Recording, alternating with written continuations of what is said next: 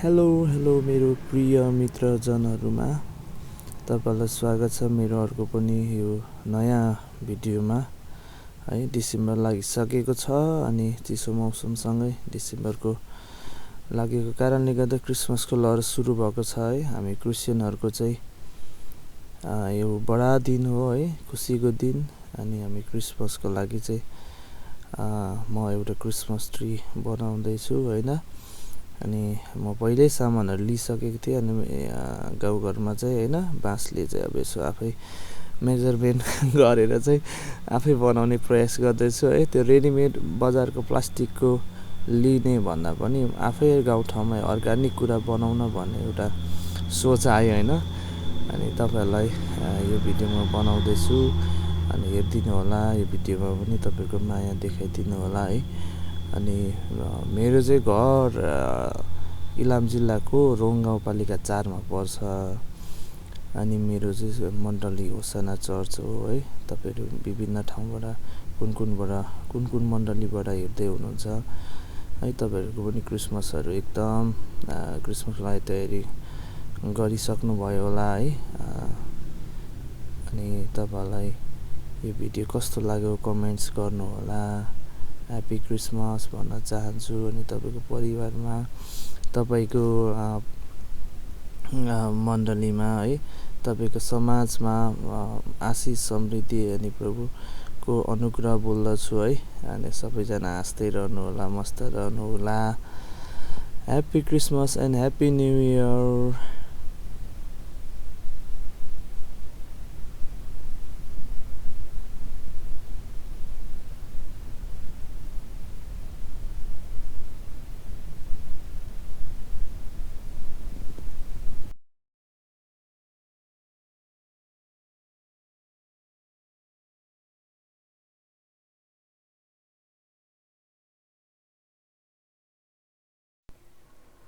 यो भिडियो लामो हुने भएको कारणले गर्दा मैले यसलाई चाहिँ हल्का फास्ट गरेको छु है। अनि मैले बाँस लिएर चाहिँ एउटा नाप लिएर चाहिँ काटेर चाहिँ बाँसको हुन्छ नि धारलाई चाहिँ काँडाले गोछा बनाएर चाहिँ सिलपस्सा बनाएर चाहिँ त्यसलाई तिखारेर चाहिँ मैले यो टायरमा हालेर बनाउँदैछु है।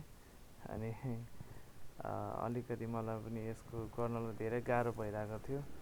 अनि यो काँटी पनि कस्तो टायरमा पसेको छैन होइन, यो उक्किहाल्दो रहेछ क्या।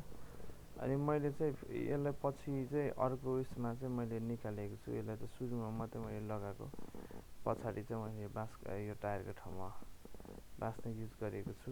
अनि तपाईँहरू पनि यसरी नै बनाउन सक्नुहुन्छ। अनि तपाईँहरूको चर्चहरूतिर चाहिँ कसरी क्रिसमस मनाउने प्लानिङमा हुनुहुन्छ र मेरो चाहिँ योपालि घरमा आफै क्रिसमस ट्री होइन बनाउँदैछु।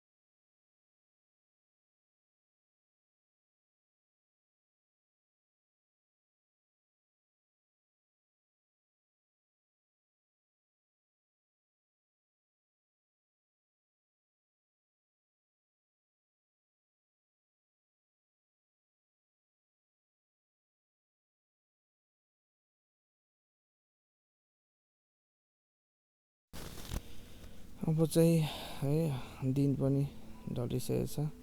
म चाहिँ एकदम हतारमा छु कि यस सकिहाल्नुको लागि। अनि मैले चाहिँ योभन्दा पहिला कहिल्यै पनि यस्तो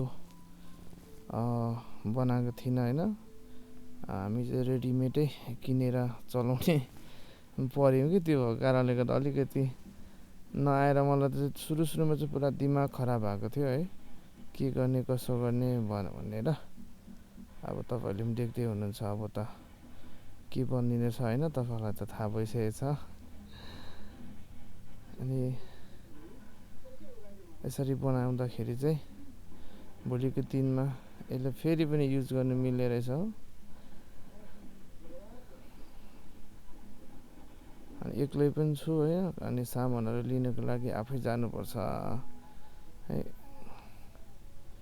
अनि मेरो चाहिँ भिडियो झन्डै मैले 1 घन्टाको भन्दा लामोको सुट गरेको रहेछु है।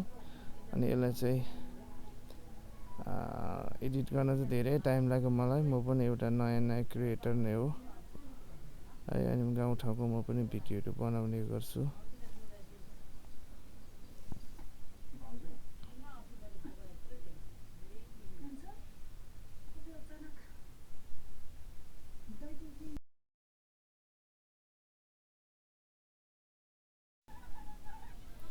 अब चाहिँ मेरो डेकोरेसनको काम सुरु भयो है। अनि यो डेकोरेसनको सामानहरू लिन जाँदा पनि एउटा सानो स्टोरी छ, म तपाईँहरूसँग सेयर गर्छु। यो चाहिँ म डेकोरेसनको सामान लिन गएको थिएँ होइन। अनि कत्रो बनाउने भन्ने कुरा चाहिँ मलाई त्यति राम्रो आइडिया थिएन। अनि म चाहिँ त्यो स्टोरमा गएँ है। अनि स्टोरमा धेरै आइडियाहरू दिनुभयो त्यहाँ स्टोरको ओनर एकजना दिदी हुनुहुन्थ्यो। अनि मैले चाहिँ फेरि मेरो जुन उयो अनुसार चाहिँ मेरो मेजरमेन्ट अनुसार चाहिँ कम्ती लिएछु कि मैले चाहिँ। अनि भाइलाई मैले अनिल भाइलाई फेरि पनि अनिल भाइलाई लिनु पठाएँ। अनि अघि चाहिँ मैले अर्को तलबाट बेर्दै माथि ल्याएको थिएँ होइन।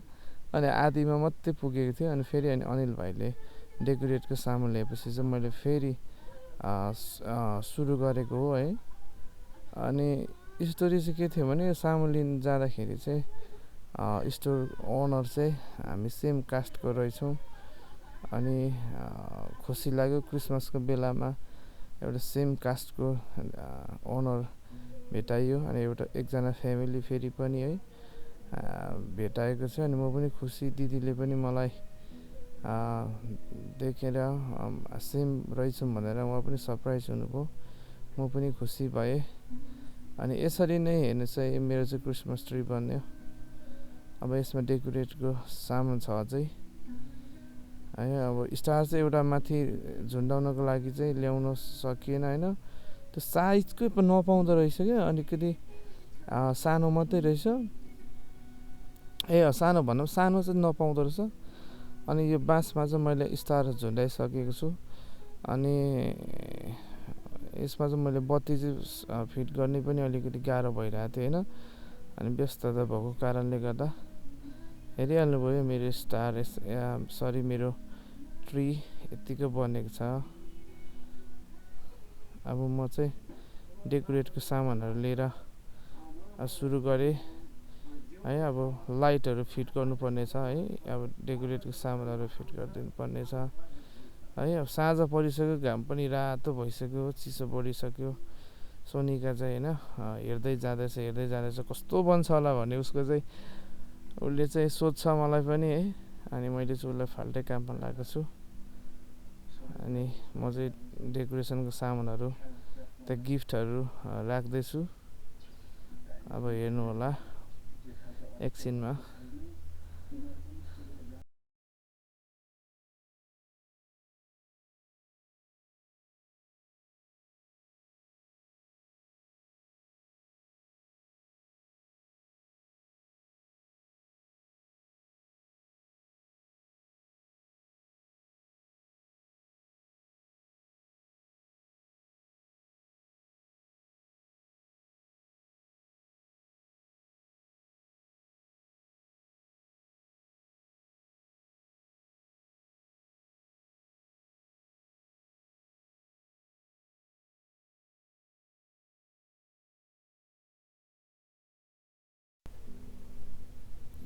साँझ परिसक्यो, सोनिकाले पनि आएर अब चाहिँ हेल्प गर्न थालिसक्यो पनि। हेर्नुहोस् सबैजना घरमा बत्ती बालिसकेको छ। सोनिकालाई पनि हतार छ क्रिसमस ट्री बाल्नुको लागि।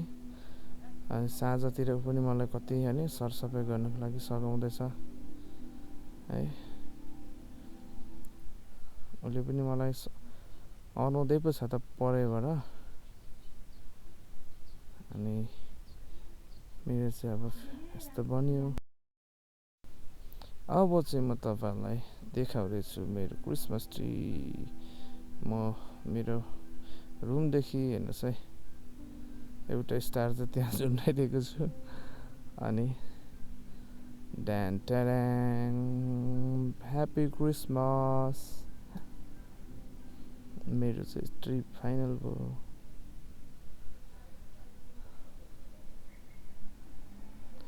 धन्यवाद।